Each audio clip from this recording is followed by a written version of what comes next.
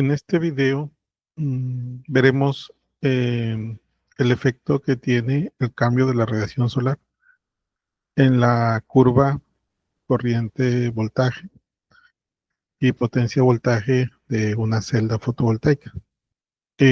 Aquí en la imagen tenemos un cuadrito que pues corresponde a la celda fotovoltaica. En las terminales de la celda hay un voltaje V y una corriente I. Y esta celda se conecta a una carga R para demandar la potencia de la celda fotovoltaica. En el dibujo, en el circuito de abajo, está el modelo simplificado de la celda fotovoltaica, la cual incluye la corriente IPH, que se conoce como corriente de fotones, la cual es proporcional a la radiación solar. Y aparece un diodo en el modelo, donde hay un voltaje de diodo, una corriente de diodo, y la corriente I es la corriente de salida de la celda fotovoltaica. Este modelo es un modelo simplificado, dado que no considera la resistencia Shunt o paralelo ni la resistencia serie. Esto básicamente con el objetivo de simplificar en la explicación de las variaciones de las curvas dependiendo de la radiación solar. Entonces, en el caso de la corriente de salida de la celda fotovoltaica, en el circuito que modela la celda, dice que la corriente de salida es igual a la corriente IPH menos la corriente ID, que es la corriente del diodo. Entonces, aquí se observa que la corriente de la celda fotovoltaica va a depender de la corriente IPH y, y la corriente IPH pues depende de la radiación solar. Entonces vamos a considerar dos diferentes niveles de radiación solar.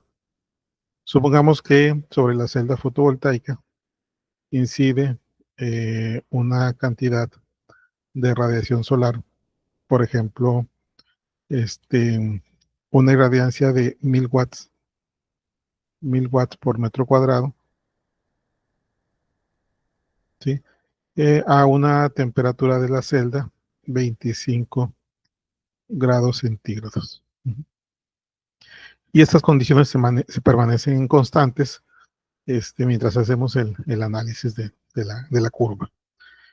Entonces, aquí a la derecha ya aparece la curva para el primer caso, donde la radiación solar es de 1000 watts por metro cuadrado.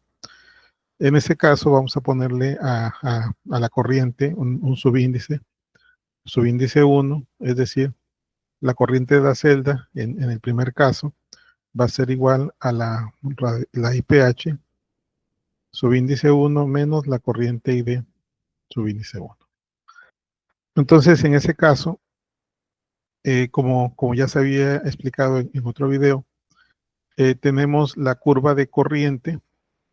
La curva de corriente con respecto a voltaje, si observamos, la curva de corriente es cuando el voltaje vale 0, la corriente alcanza la corriente de cortocircuito, que corresponde a la corriente IPH, y conforme el voltaje se va incrementando debido a la variación de la resistencia R, la corriente va disminuyendo hasta que finalmente se extingue cuando llega a 0.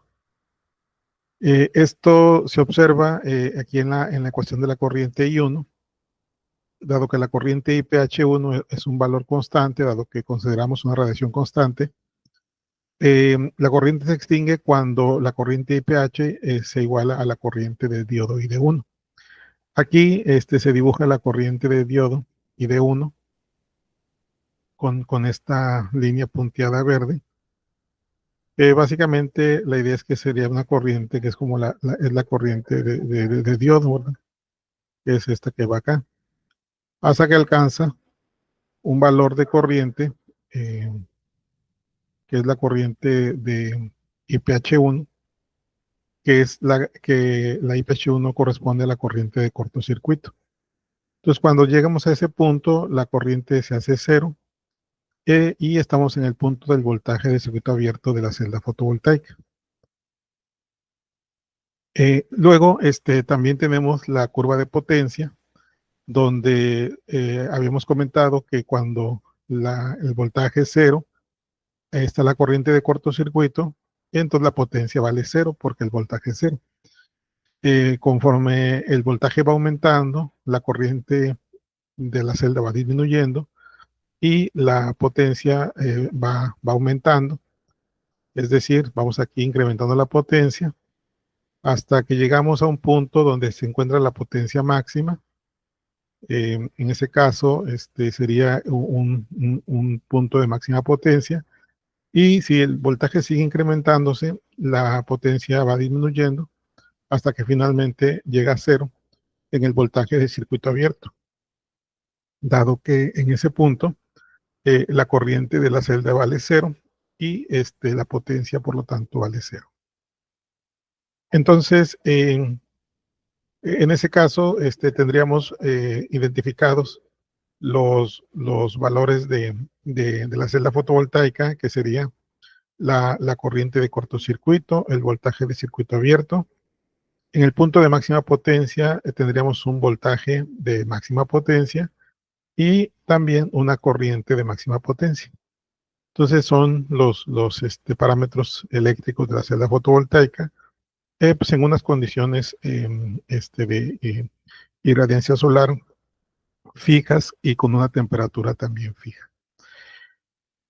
Entonces ahora vamos a hablar de que, ok, entonces teníamos una radiación de 1000 watts por metro cuadrado. Ahora vamos a cambiar la radiación a otro valor. Vamos a suponer una radiación solar 2, que ahora sea la mitad, es decir, 500 watts por metro cuadrado. La temperatura sigue siendo de la celda 25 grados centígrados. Y nuestra ecuación de corriente, pues ahora sería la corriente I2 para la segunda radiación solar. Va a ser igual a IPH2 menos ID2. Es decir, ya con otras condiciones de radiación solar. Entonces, en las hojas de datos del módulo fotovoltaico, nosotros podemos observar las curvas que vienen en la hoja de datos. Nos dan un cambio en la corriente de cortocircuito, la cual es aproximadamente proporcional a la radiación solar. En este caso, la radiación solar se reduce de 1000 watts por metro cuadrado a 500 watts por metro cuadrado. Entonces esperaríamos que el efecto sobre la corriente de cortocircuito sea una reducción, a, una reducción de la corriente de cortocircuito aproximadamente a la mitad de la corriente a 1000 watts por metro cuadrado. Entonces yo podría decir que esta corriente pues sería la corriente de cortocircuito número 2. Y esta corriente de cortocircuito 2 pues correspondería a la corriente de IPH2, es decir, a la corriente de fotones para el segundo caso de radiación solar. Es decir, la corriente de cortocircuito 2 va a ser igual a la corriente de fotones para el segundo caso.